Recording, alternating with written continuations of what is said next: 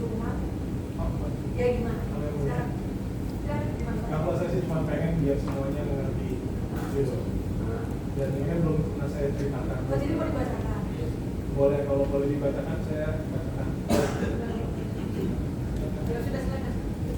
Silakan. Ini.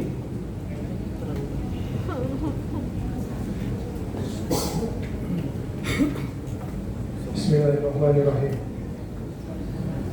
Assalamualaikum warahmatullahi wabarakatuh. Pertama-tama saya panjatkan puji dan syukur kepada Allah Subhanahu wa Ta'ala yang telah memberikan petunjuk dan kekuatan kepada kita semua sehingga kita semua dapat menghadiri sidang hari ini. Salawat serta salam semoga selalu tercurah kepada Allah dan terbaik Nabi Muhammad SAW yang telah menyampaikan risalah Islam hingga sampai kepada kita beserta keluarga, sahabat, para pengikut beliau hingga akhir zaman. Amin. Pertama-tama yang saya hormati Yang Mulia Majelis Hakim, yang saya hormati Bapak dan Ibu Panitra, kemudian yang saya hormati Bapak dan Ibu Jaksa Penuntut Umum, sekaligus yang saya hormati pula kuasa hukum saya, Om John, Armini, dan Ibu Devita. Tak lupa pula saya ucapkan rasa syukur dan terima kasih kepada keluarga saya, orang terdekat saya, beserta fans yang selalu setia hadir menemani jalannya persidangan ini dari awal hingga sampai saat ini. Saya ucapkan terima kasih juga kepada teman-teman media pers yang selalu hadir meliput persidangan ini dari awal hingga putusan nanti. Pada kesempatan hari ini, saya tidak akan mengulang apa yang sudah disampaikan oleh kuasa hukum saya terkait nota pembelaan berdasarkan fakta-fakta persidangan dengan analisis yuridis mendalam serta argumentasi hukum yang diyakini dapat menjadi pertimbangan yang mulia Majelis Hakim. Melainkan pada kesempatan ini, izinkan saya menyampaikan sesuatu yang belum pernah saya kemukakan kepada khalayak umum tentang diri saya. Sesuatu yang selalu saya simpan dan takut untuk menceritakan tentang rahasia diri ini. Maka di kesempatan pledoi ini, saya memberanikan diri untuk menyampaikan tanpa dilebihkan atau dikurangi. Semoga penjelasan ini dapat menjadi tambahan sebagai pertimbangan besar kepada Yang Mulia Majelis Hakim dalam memberikan keputusan atas nasib saya ke depan. Begitupun kepada semua hadirin yang hadir dalam persidangan ini. Semoga kejujuran saya ini kiranya dapat diterima dan dihargai. Pertama-tama sebelum sampai kepada masa ini, izinkan saya menceritakan sebagian besar latar belakang saya, masa lalu kehidupan saya.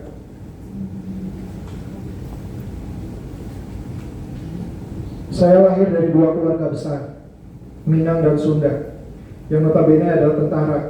Ayah saya, nama saya lengkap Muhammad Amar Akbar. Dengan harapan besok kelak mungkin akan melakukan perbuatan yang besar. Doa dari bapak saya, Suhail Rizoni, lulusan sarjana hukum yang merantau ke luar negeri, tepatnya di New Zealand.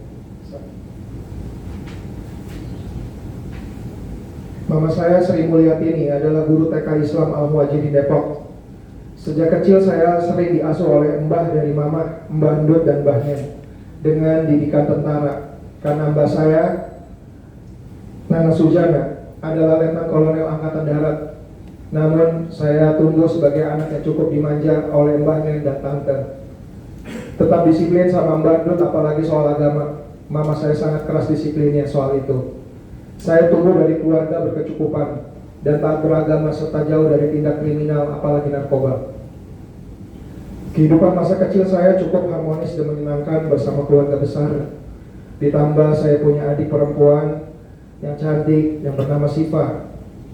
Namun rasa senang itu tidak berakhir lama saat tiba-tiba kondisi saya kritis. Di umur saya 7 tahun, saya terkena DBD stadium 3. Dokter bilang agar keluarga mengikhlaskan saya. Namun adik saya Siva yang sehat selalu datang jengukin abangnya terkena DBD juga. Hanya dalam waktu 3 hari adik saya Siva tidak terselamatkan. Setelah adik saya dikuburkan, seketika itu saya belajar tentang arti kehilangan. Di umur 7 tahun adik saya meninggal.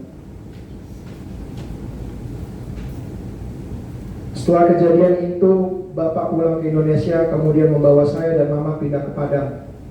Tidak lama selang waktu, alhamdulillah Allah berikan pengganti Siva dengan lahirnya adik saya, Aditya.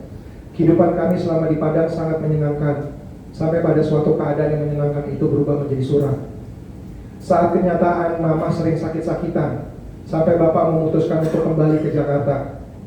Mama divonis oleh dokter leukemia atau kanker darah putih stadium akhir. Di saat sedang hamil adik saya, yaitu Panji. Setelah kelahiran adik saya Panji, mama sudah sangat payah sekali. Semakin hari kondisinya semakin buruk. Badan semakin kurus, wajah pucat, rambut rontok, dan lebih banyak di kursi roda. Di saat itu saya masih belum mengerti jika kalau waktu bersama mama tidak akan lama lagi. Saya masih nakal, suka ngadulur kalau dibilangin, males-malesan kalau disuruh sholat, disuruh sekolah. Sampai pada hari Kamis sore waktu itu, di rumah sakit, saya disuruh pulang sama mama, tapi saya tetap nggak mau untuk pulang dan jagain mama. Namun kata-kata terakhir yang saya ingat, kalau kamu jagain mama di sini, terus siapa yang jagain adik kamu di rumah? Dan saat itu saya sedang ujian kelas 6, jadi saya harus pulang. Lalu pada malam harinya saya seperti sadar tidak sadar, namun terasa nyata sekali. Tiba-tiba mama pulang dengan pakaian hijab putih, terlihat sehat seperti sebelum mama sakit.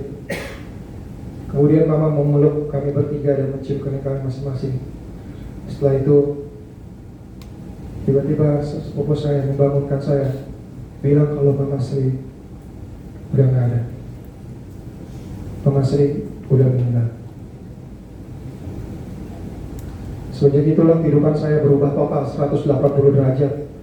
Bapak sangat terpukul sekali dan memutuskan kembali ke Padang, membawa kita semua. Mbah pun pindah ke kampung Majalengka. Saya disuruh pilih ikut Bapak ke Padang atau ikut Mbah ke Majalengka. Tapi saya kekeh tetap ingin tinggal di Jakarta agar lebih dekat dengan kuburan Mama dan Siva. Akhirnya saya pun tinggal bersama tante saya dari rumah ke rumah. Pindah-pindah karena saat itu saya pun menjadi anak yang bandel. Susah diatur, hidup semaunya, sering bolos sekolah, jarang pulang, sering berantem, gak pernah sholat. Jujur, di umur saya waktu itu saya sangat marah kepada Tuhan, kepada keadaan dan kepada semua orang melihat teman-teman saya yang mempunyai keluarga harmonis. Maka pelarian saya waktu itu mulailah saya mengenal hidup di jalanan. Saya nongkrong bersama anak pang, ngamen di stasiun, parkirin di perempatan jalan, tidur di jalanan, nganter ziarah sehat di terminal di stasiun pasar. Saya kenal minum-minuman, saya kenal obat-obatan, terus sering tawuran dan masih banyak hal lagi yang konyol yang saya lakukan. Tak heran dari SMP sampai SMA 15 kali saya pindah sekolah karena dikeluarkan. Sampai pada akhirnya semua tante saya menyerah dan mengirim saya kembali ke Padang. Namun bukan di kota, bukan tinggal sama bapak, melainkan di kampung Muara Labu, Solok Selatan, tinggal bersama kakek dan nenek. Kakek seorang datuk yang dihormati di sana. Saya di sana bukan untuk sekolah, melainkan bantu kakek urus sawah dan ladang serta belajar silat. Melihat perangai saya di Jakarta, maka bapak memutuskan saya untuk sekolah alam, yaitu belajar silat dan agama di Surau. Selama 3 tahun di sana dan belajar silat, sampailah saya berhasil menjadi atlet pencak silat dan pernah mendapat medali perunggu tingkat Porda Sumbar 2011 serta tingkat pencak silat tingkat internasional 2016. Dan dengan silat pula yang membawa saya melihat dunia sampai ke Hong Kong, ke Singapura, Malaysia, Brunei, dan terpenting yang membawa saya ke industri hiburan tanah air. Dengan debut pertama saya melambungkan nama saya dari sinetron laga 7 Manusia Harimau, telah merubah dari anak piatu berandalan menjadi seorang selebriti terkenal di umur saya 19 tahun. Saya pun berhasil membawa adik-adik saya sebagai seorang selebriti, dan kami berempat laki-laki bersama bapak berhasil menaklukkan kehidupan kota Jakarta. Hidup glamor dan cukup menyenangkan. Namun tetap ada masalahnya, dan awal dari segala masalah yang timbul pada diri saya. Di dalam semua kesenangan, kemewahan serta popularitas, entah kenapa saya selalu merasa kosong. Saya selalu merasa ada yang kurang, bukan tidak bersyukur atas semua nikmat. Sejujurnya entah apa yang saya rasa sesuatu yang hampa, sangat aneh di diri saya, yang saya pun tidak mengerti mengapa. Sampai kesalahan itu datang, berawal dari teman dan lingkungan, sampai akhirnya saya mengenal dengan narkoba. Entah kenapa saat saya memakai narkoba, saya merasa rasa kosong itu terisi. Seakan-akan rasa yang hilang itu kembali, dan seketika membuat saya tenang. Seperti lengkap sudah rasa nikmat hidup ini. Saya konsumsi narkoba bukan seperti orang kebanyakan yang memakai narkoba untuk berpesta atau bersenang-senang bersama teman-teman. Beda hal dengan saya, mengkonsumsi narkoba untuk diri saya sendiri. Tidak suka bersama orang banyak, lebih menyendiri karena sensasi yang saya rasakan ketika mengkonsumsi itu alamiah. Saya seperti lebih hidup.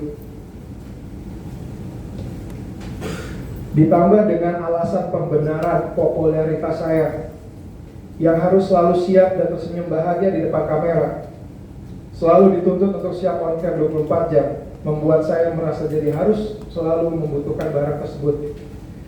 Seharusnya sejak dulu saya ke psikiater atau ke psikolog, namun entah kenapa saya tidak pernah berani melakukannya, karena saya merasa ini memang adalah rahasia pribadi saya.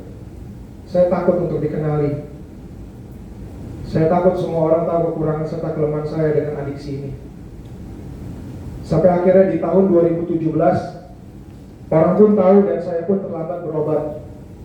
Saya ditangkap oleh Polres Jakarta Pusat dan berakhir di ruang persidangan ini dengan JPU yang sama, Uda Andre, dan kuasa hukum pun yang sama, Om John, dengan putusan rehab. Saat di rehab saya belajar banyak tentang narkotik anonimus, bagaimana cara menanggulangi craving di saat trigger. Dan entah kenapa saya keluar rehab 6 bulan, setahun, 2 tahun, saya tetap aja membutuhkan barang itu. Saya belum bisa melawan adiksi saya. Alih-alih saya balik lagi ke tempat rehab atau berkonsultasi dengan dokter, atau minimal saya bercerita kepada bapak atau bercerita kepada pasangan saya waktu itu, mantan istri saya. Tapi tidak juga saya lakukan. Saya malah menutup rapat-rapat.